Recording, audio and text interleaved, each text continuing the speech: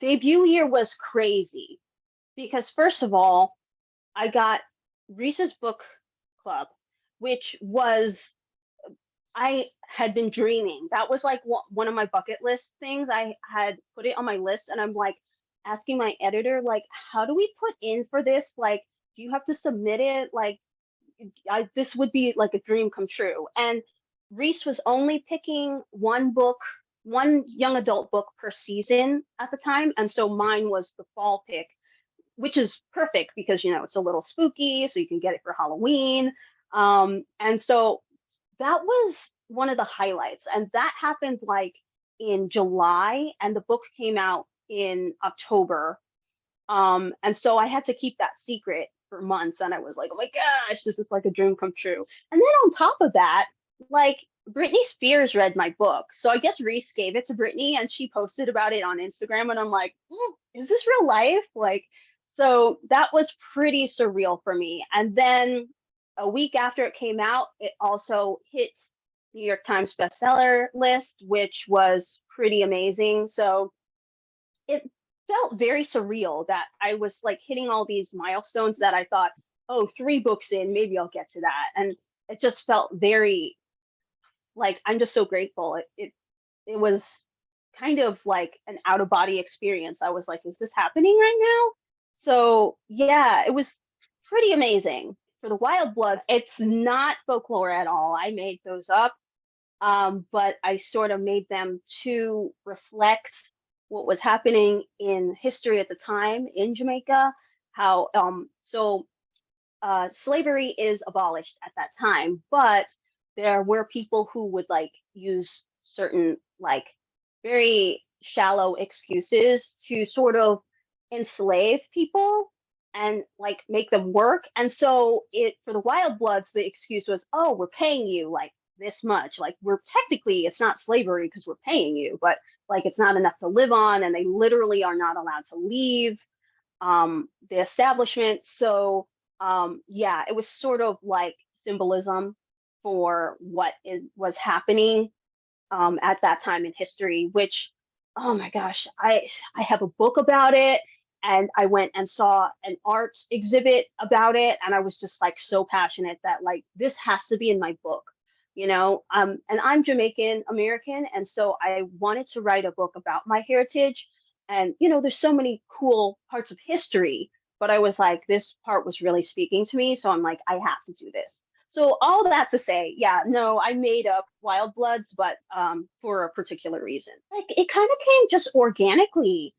So their magic, it's more like science, really. It's biology, and so they're using the energy that is created in cells to manipulate blood. And so when they use their powers, it sort of lets off like a spark, like a shock of lightning. And so that's the energy sort of being used and left. And they're able to turn blood into like weapons and such.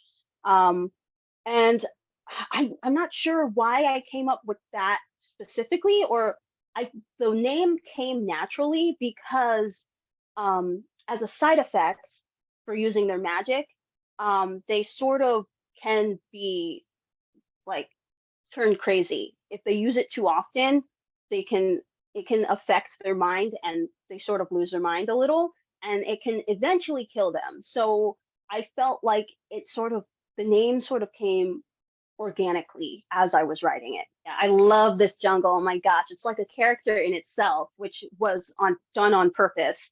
But a lot of the things in the jungle are actually Jamaican folklore. And so the river mama is a spirit who will drown you. And of course, and she is actually real folklore from Jamaica. The shedding of the skin, yes, that is actually folklore, and they can peel their skin off and like take off as an owl. And I was like, this is the coolest thing I've ever heard in my life. Um, and then they can steal your soul, which is even cooler. And then duppies, those are just, when you're a kid, basically an excuse for parents to be like, don't do this, or, the duppies are going to come get you. Like, they're basically like little ghosts, but it's like basically an excuse for parents to tell you not to do things.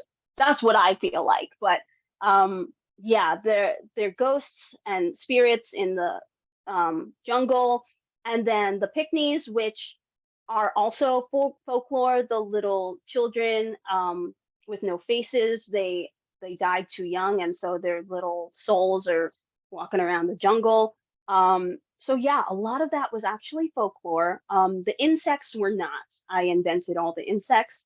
Um, and I'm like, the more deadly, the better. So I'm like, what's the grossest, scariest thing I can come up with for an insect? And that's going in the book, basically. Um, oh, the giant bull is also folklore. So I tried to put a lot of lore into the jungle because I'm like, that's where all the folklore would live. The creatures would live in a magical jungle that can like speak to you, you know? It definitely doesn't speak to everyone. Um, Victoria, who's the main character, she is connected to it in like a deeper way. She was sort of raised there. Um, and so it speaks to her, like the trees will like in her head whisper, and she can feel their like heartbeat through the ground. So I really wanted to make it like a living creature, very beautiful in a way, but super dangerous. So yeah, it's really only certain people who can actually hear it speak. But you know, the theme kind of goes through like, well, maybe you could hear it speak too if you like respected the jungle. And uh, long story short, none of these people in the book want to respect the jungle, so death ensues. But I was thinking Kong Skull Island the whole time. I was like the vibes of that, and just make a huge cast of characters. So I had plenty of people to kill off by the end. So yeah, I won't spoil it and say how many people die or who survives, but I got enough people there to do some good killing. So the jungle enjoys that, which is nice.